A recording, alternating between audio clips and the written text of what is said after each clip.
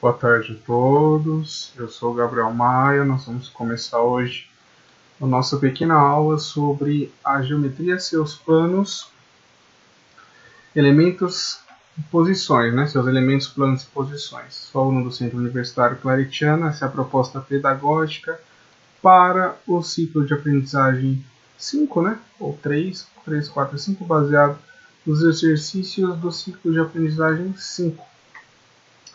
Portanto, é o trabalho de extrair a docência e demonstrar a docência em relação a essa disciplina. Nós vamos hoje falar sobre a geometria em si, mas não propriamente da questão analítica, nem explorar os pontos de cálculo, enfim, em relação aos objetos. Não são só os objetos, mas vamos falar de alguns pontos da geometria. Então, para começar, nós vamos avançar aqui. Eu preparei essa aula, seja bem-vindo, né? Então, deixa eu avançar aqui. Geometria espacial, o índice da nossa aula, né? Então, o que é e como surgiu a geometria espacial? Qual a sua aplicabilidade, ou seja, como a gente pode utilizar a geometria espacial no nosso dia a dia? Porque tudo que a gente observa, tudo tem geometria. Então, eu estou aqui no cômodo da minha casa. Este cômodo é como que um cubo, talvez como que um cubo, talvez não como que um cubo, porque as arestas não têm o mesmo tamanho em relação à altura, né? E ao comprimento. Mas um outro elemento, né, geométrico paralelepípedo, talvez um trapézio, algo parecido, né?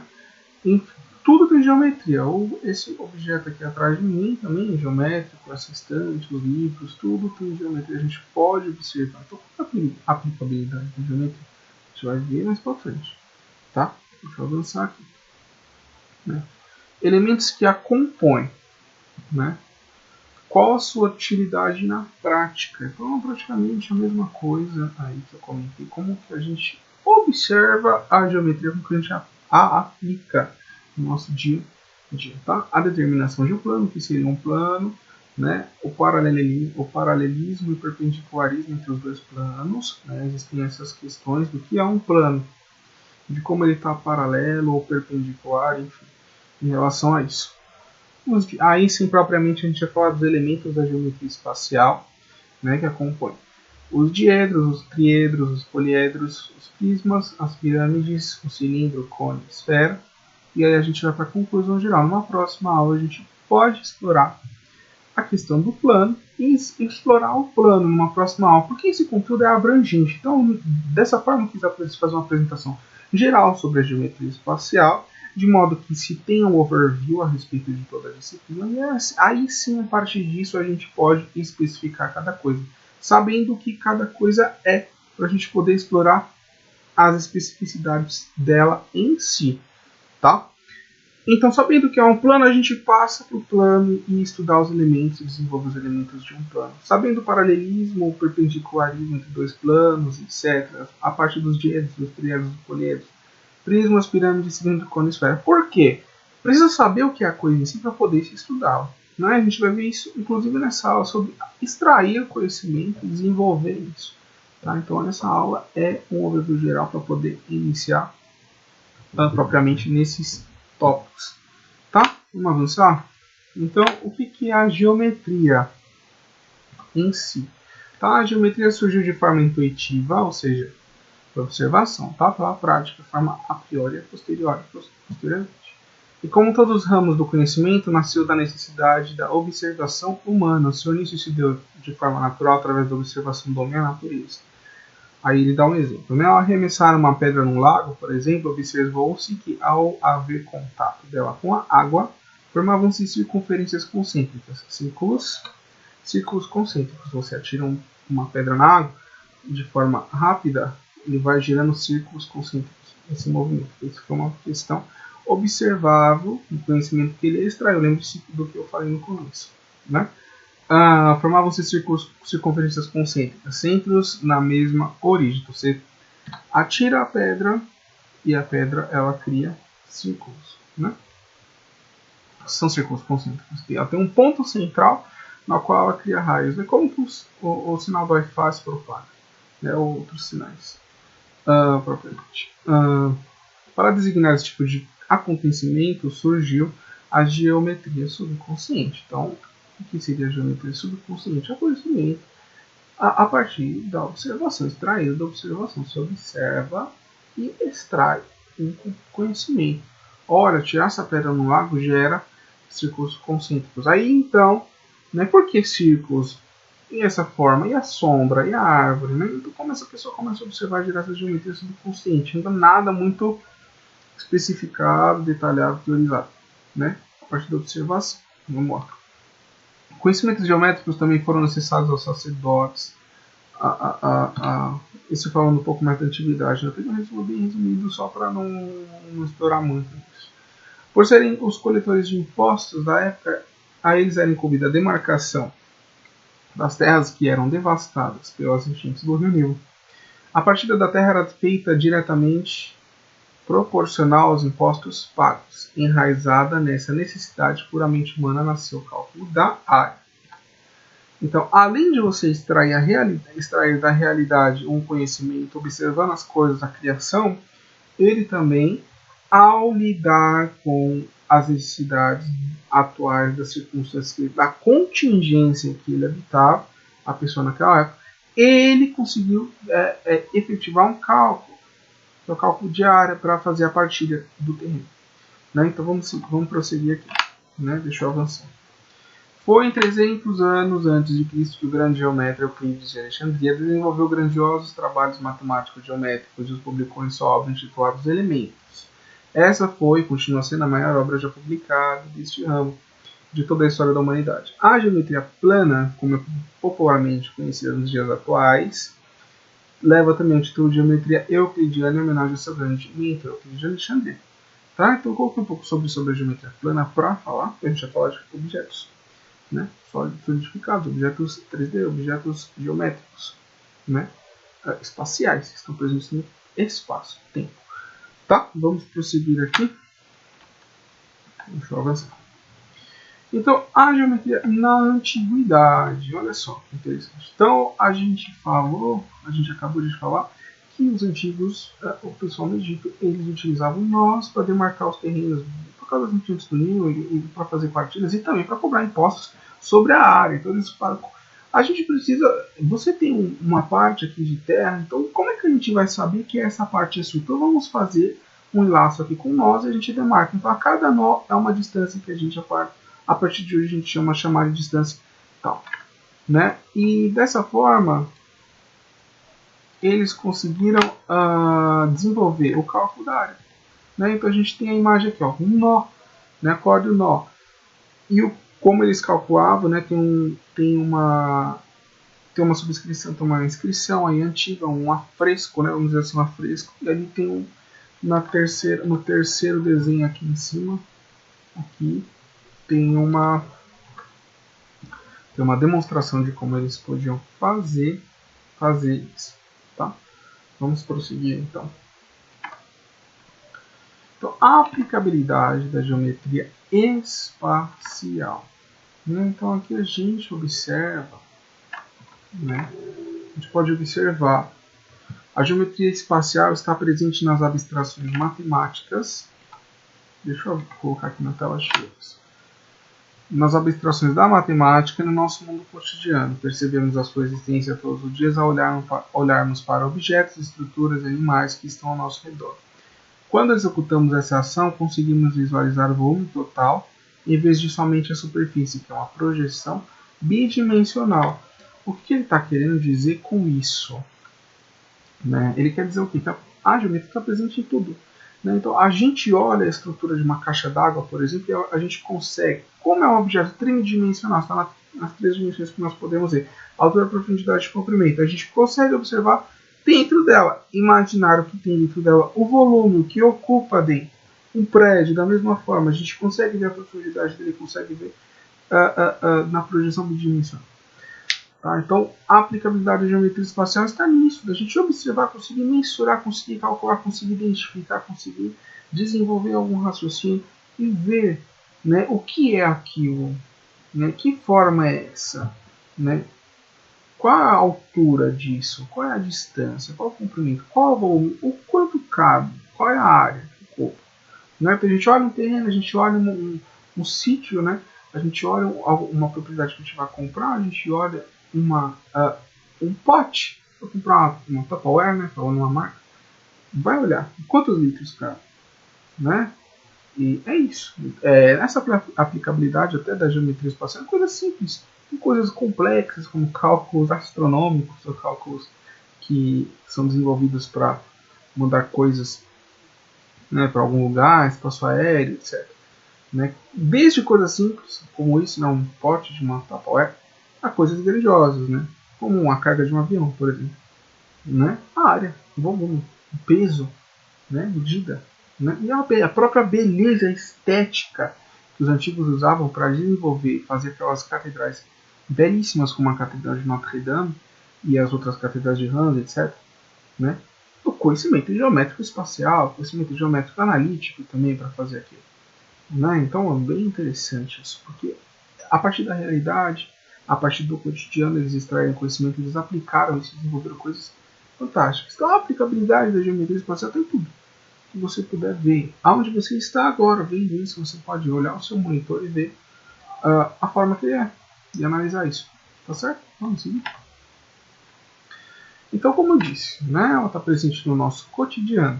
Aí eu coloquei um exemplo. Né? A gente observa a primeira imagem. Onde é essa primeira imagem? Essa primeira imagem é a entrada do Museu do Louvre. Evidentemente que o Museu do Louvre é muito mais bonito, a estrutura dele é ao redor, mas aí fizeram uma entrada como que uma pirâmide. Não vou saber explicar o significado disso, infelizmente, tá? Porque me foge da questão da arte. Mas é uma pirâmide, evidente, é uma pirâmide com base quadrada. Tá? Se ela tivesse uma base hexagonal, ou se ela tivesse um outro tipo de base, uma base triangular, assim, um tetraedro. Então, assim, tetraedro. Então, assim, é uma pirâmide, uma base quadrada. Tá? Depois tem uma outra imagem aqui que é um claustro, provavelmente medieval, muito bonito. Então você observa que ele tem arcos em ogiva, ele tem uma estrutura muito bem trabalhada. Né? Então, os arcos e ogivas todos são calculados geometricamente. A força que se impõe para não cair, as colunas, as janelas, tudo foi calculado com geometria especial também. Tá? E as pirâmides, por exemplo, clássico da antiguidade. Então a gente passeou aqui da modernidade, da Idade Média para a antiguidade. A gente foi de frente para trás. Na Idade Moderna, a gente tem o Museu do Louvre, que é uma pirâmide de vidro, que é moderna. A gente foi para a Idade Média, que é um claustro medieval belíssimo e que tem estruturas em arcos e ogivas, que também foi usada geometria para fazer isso. E, evidentemente, muito conhecimento tirado da natureza, extraído da realidade para poder fazer isso. O cálculo das forças que atuam uma pedra sobre a outra para manter os arcos e as formas como que elas são efetivadas. E a antiguidade, a pirâmide, a geometria espacial. Vamos seguir? Os elementos da geometria espacial, a gente tem, em suma, os elementos da geometria espacial que a gente pode abordar simplesmente uma coisa mais básica para ensino médio, ensino fundamental. Plano e espaço, que de fato é o volume dos objetos geométricos. O quanto cabe dentro de uma pirâmide? Como calcular quanto cabe dentro daquela pirâmide do Louvre líquido? Né? Quanto cabe dentro de um cilindro? Né? Etc.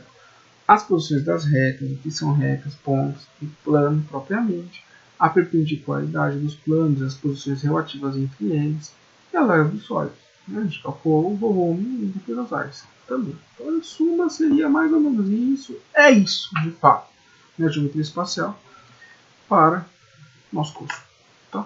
Vamos seguir. Tá? Então, elementos da geometria espacial que eu coloquei aqui. É o que eu acabei de falar. A gente tem duas caixas d'água aí. Uma tem 20 mil litros e a outra tem 15 mil litros. Como é que a gente vai fazer? Como é que se sabe? Então a gente calcula pelo comprimento, altura, profundidade e outros cálculos que têm a ver de acordo com, evidentemente, a forma da caixa d'água. A gente vê que ela é feita de três círculos, três circunferências diferentes. Como é que a gente vai calcular isso? A gente vai ver mais para frente como são os cálculos disso. Mas a forma, a causa formal da coisa em si, a causa formal não, a forma da coisa em si, do que ela é constituída, se ela é circular ou se ela é quadrada, isso também pode impactar no cálculo da área. Tá? Então, por exemplo, agora do lado a gente tem uma casa e um terreno.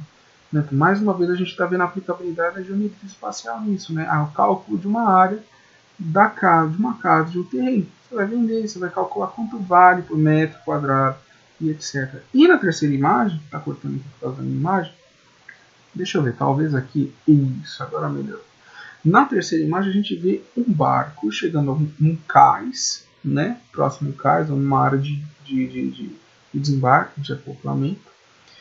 E aí ele quer calcular o que? A distância, talvez a distância, ou até mesmo o tamanho do barco. Não vai usar o que? Trigonometria, a geometria espacial também pode ser utilizado para fazer isso. Então, mais exemplo da aplicabilidade da geometria nas questões cotidianas, que são muito relevantes, né? E são coisas que caem constantemente em provas como o Enem.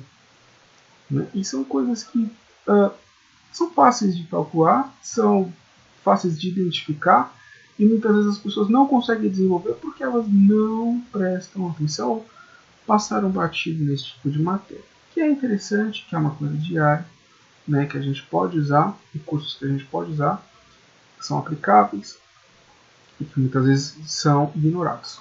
Tá certo? Vamos avançar aqui então. Então, o plano e o espaço. Né? A determinação de um plano.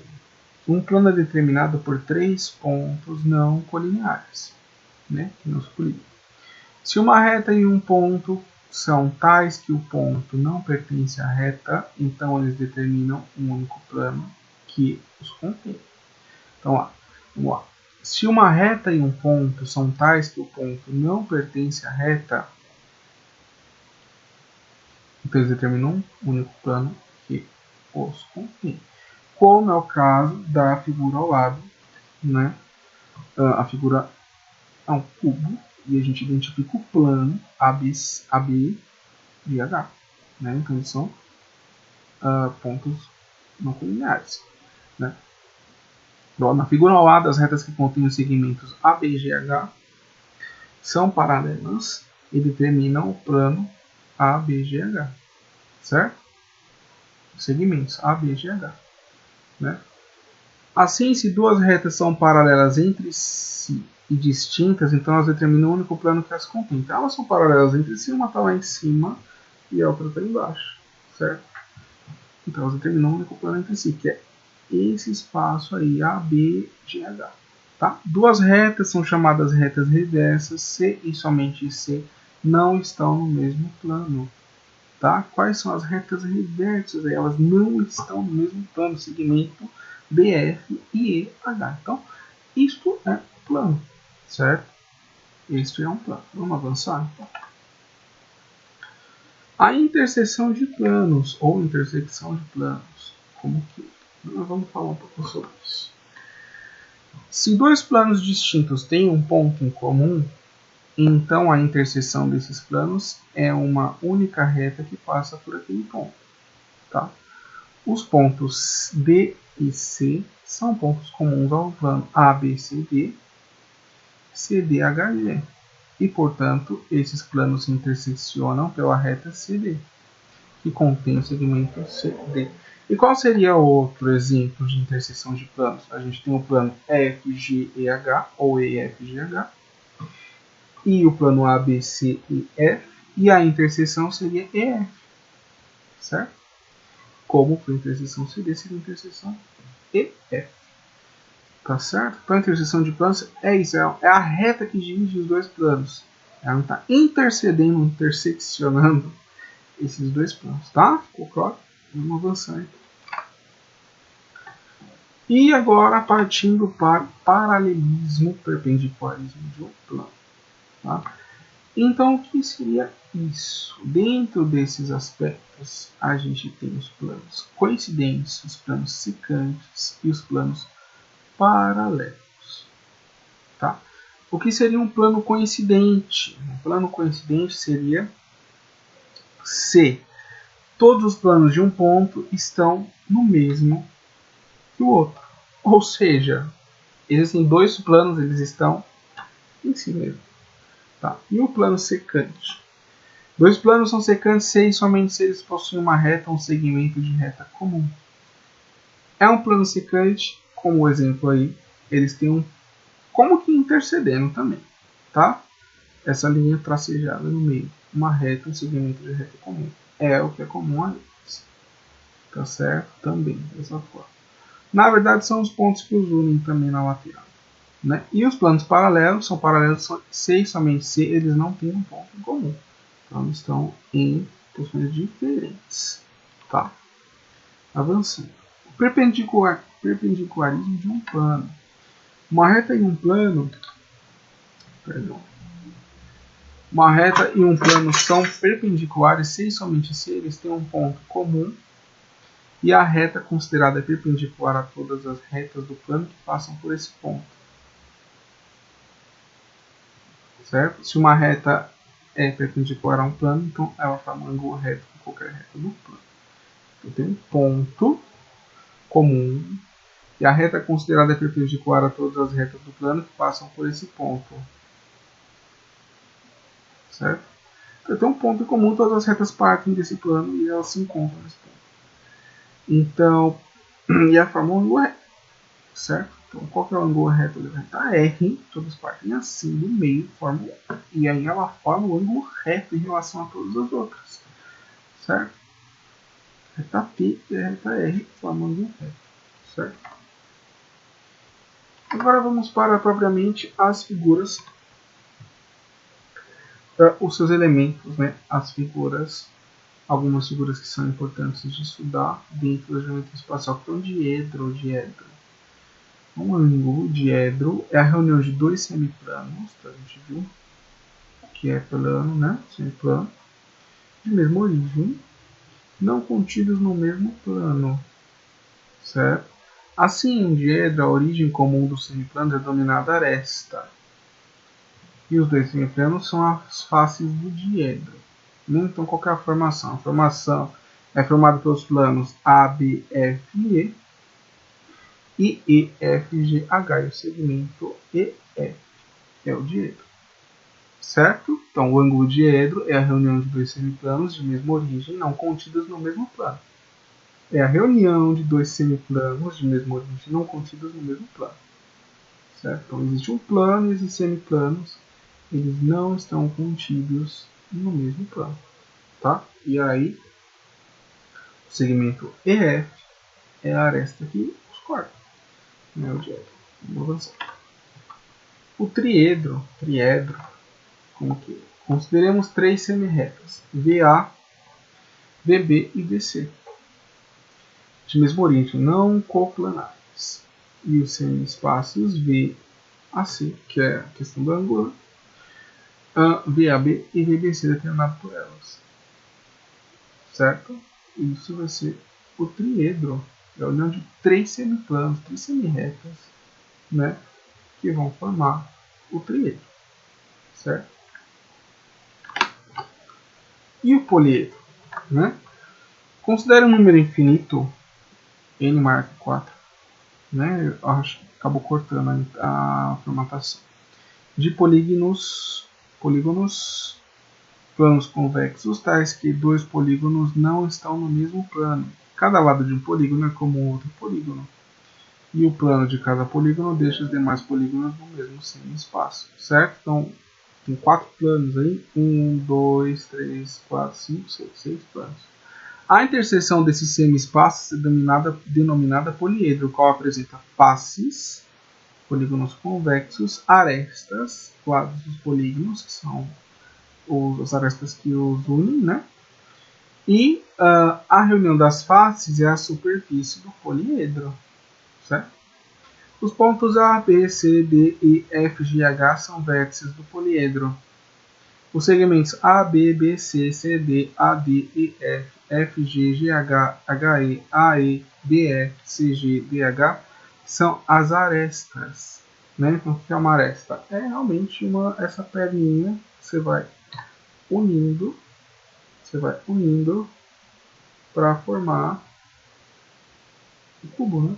São as arestas. Esse segmento aí, certo? Isso é um poliedro, quando tem um número maior que 4 de planos convexos também. Tá? E os poliedros de Platão, né? Um poliedro é chamado de Poliedro de Platão, somente se todas as faces têm o mesmo número de arestas e todos os ângulos poliedros têm o mesmo número de arestas, além de ser válida a relação de Euler. Tá? Deixa eu voltar aqui. Então a gente tem um tetraedro, tem 4 faces, 4 vértices e 6 arestas, certo? O hexaedro, mesma coisa, 6, 8, 12, 8, 6, 12 octaedro, do decaedro 12, 20, 30, icosaedro 20, 12 e 30. Na próxima aula a gente pode explanar tudo isso de uma maneira mais profunda, sobretudo em relação à relação de Euler, né? E essas questões do vértice, propriamente do vértice e do plano e semiplano. Tá? Os prismas e as pirâmides. O prisma é um poliedro convexo, tal que duas faces são polígonos congruentes, situados em planos paralelos distintos e as demais faces são paralelogramos, certo? Então, 2 planos, ABC, D, F, E. As faces ABC, D e F são triângulos congruentes situados em planos paralelos. Lembra do que eu expliquei que era um plano paralelo quando eles estão no mesmo lugar, né? E AB e D são paralelogramos retângulos, certo? É só observar, né? E aí, a união disso forma o que? Um prisma. Isso é um prisma, certo? Não é uma pirâmide, é um prisma. Não é uma pirâmide, tem a ponta, certo? Os triângulos ABC e D e F são polígonos congruentes situados em planos paralelos distintos e são as bases do prisma triangular, certo? Em cima e embaixo, duas bases. E os paralelogramos são as faces laterais do prisma. Os segmentos AB, BC, AC, DE, EF, BF, ou seja, os segmentos da base são as arestas base. Então, o que a gente falou é o que vai fazer a unidade para tornar um plano, né, das bases. Os lados laterais também é a mesma coisa, né? São as arestas laterais, né? B, E, C, F, A, D são as laterais. A distância entre os planos de base ABC é a altura do prisma. Então, a distância do plano superior para o plano inferior se chama altura. Um prisma é nomeado de acordo com o polígono da base. Mesmo caso da pirâmide. Tem pirâmide de base quadrada, tem pirâmide de base triangular. Então, isso é um prisma triangular, certo? Nesse caso, é um prisma triangular, porque a base é praticamente triangular. Tá? As pirâmides. Toda pirâmide possui uma base, faces laterais, triângulos, né, no caso, vértice da pirâmide, vértice da base, aresta lateral e altura. O polígono ABCD é a base da pirâmide.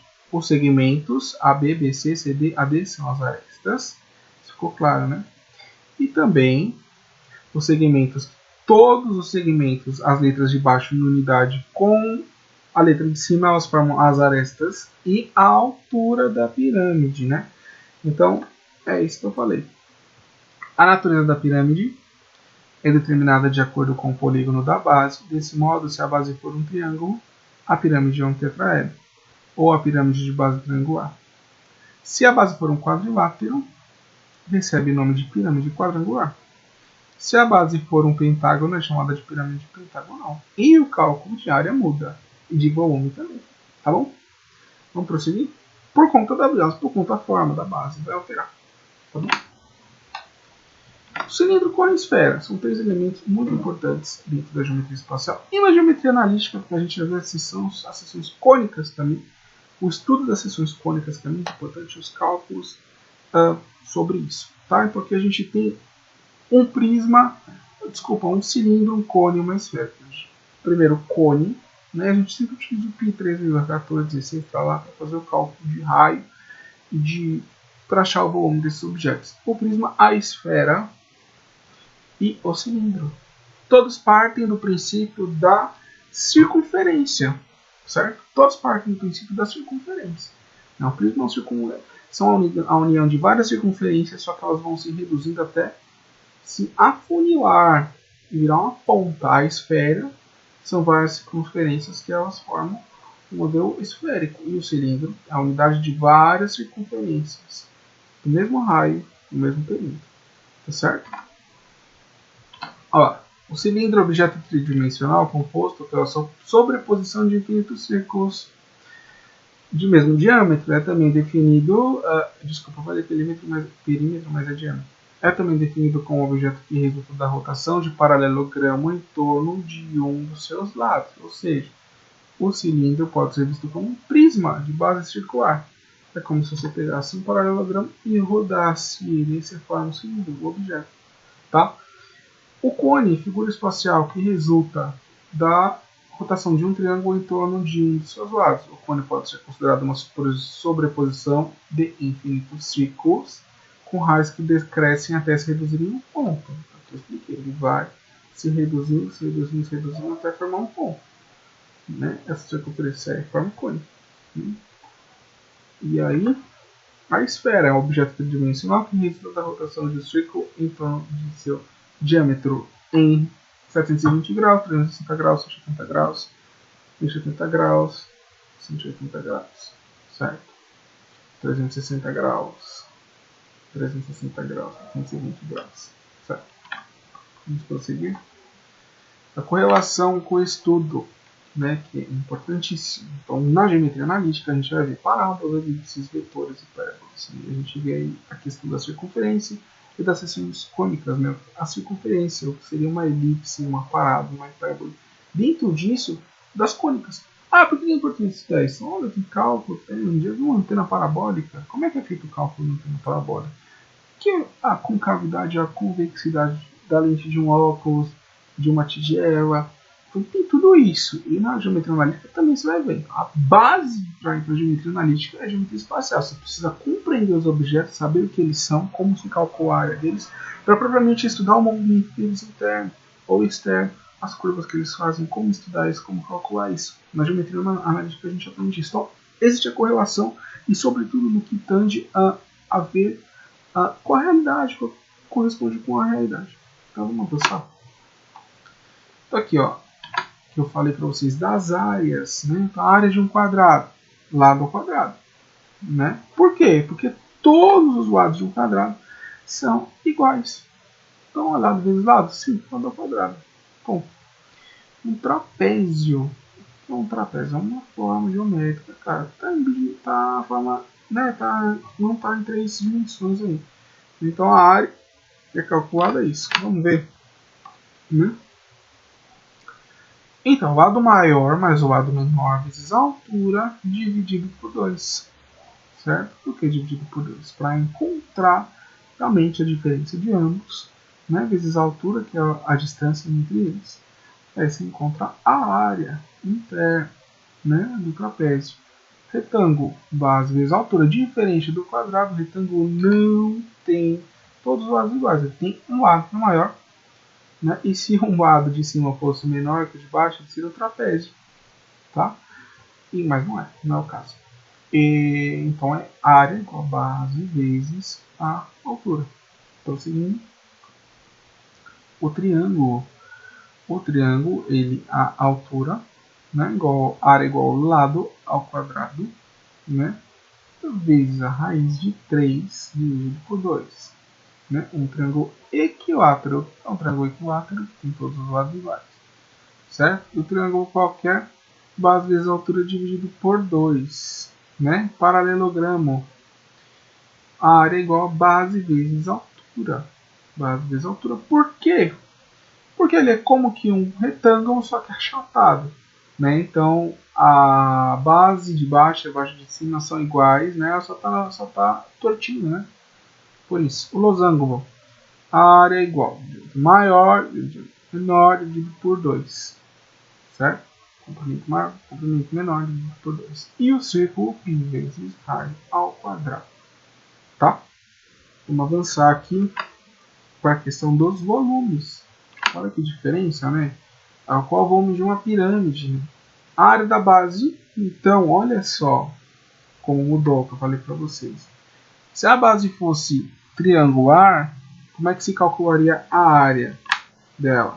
A área da base. De acordo com o triângulo, base vezes altura dividido por 2. Mas como a base é quadrada, como é que a gente calcula a área da base? Lado vezes lado, né? Nesse caso, vezes a altura dividido por 3. Certo? Olha o cone aí também. Cone é π vezes raio ao quadrado. Que forma é essa do π vezes raio ao quadrado? É a forma da área do que? Círculo. Olha lá, a área do círculo aqui, ó.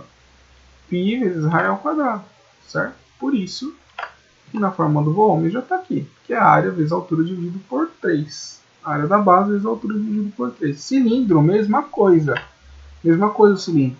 Qual que é a base do cilindro? Circular. Então qual que é a área? A raio vezes a altura dividido por 2. Né? Raio vezes a altura, raio vezes π vezes a altura. Certo? Prisma, área da base. Qual que é a área da base de um triângulo? Vamos ver lá de novo. Opa, perdão. A área da base de um triângulo. A base vezes a altura dividido por 2, certo? Então, a área da base vezes a altura. Ponto do prisma. Por quê? Porque a base você já tem. Você já sabe a área da base. Vai ser a mesma área da base de cima. Só multiplica pela altura para você estender esse volume. E você encontra o volume. Né? Ou o cubo, a mesma coisa. A área da base vezes a altura ou lado vezes 3.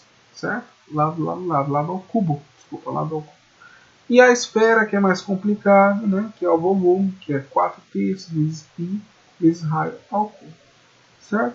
Então a gente viu hoje, aqui na nossa aula, deixa eu voltar aqui tudo, né? A gente viu um overview geral sobre todos esses pontos da geometria espacial. A gente pôde ver, né? Onde surgiu mais ou menos, qual era a função, como que as pessoas conseguiram identificar esse surgimento, etc.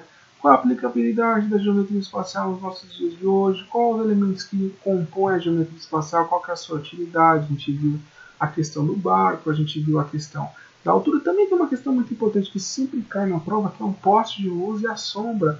Com a trigonometria de geometria espacial também é possível identificar e descobrir isso. Né? Isso geralmente costuma cair. A declinação de um plano, os planos, semiplanos, a perpendicularidade e o paralelismo deles entre os dois planos, quando existem dois planos. Os díados, os triângulos, os poliedros, os prismas, as pirâmides, o cilindro, o cone e a esfera.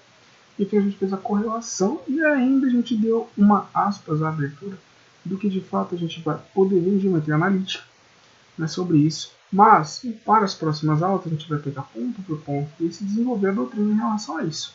Tá claro que isso aqui foi uma aula overview para vocês terem noção do que é cada coisa, para que serve, o que pode se fazer, e se a gente entra nos cálculos. E se fosse de fato entrar no cálculo de cada coisa dessa, essa aula teria no mínimo umas 5 horas.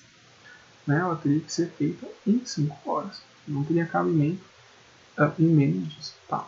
Então eu agradeço a participação de vocês, né, nessa aula. E muito obrigado pela participação. Essa foi a nossa aula de geometria. Espero ter um bom proveito. Obrigado.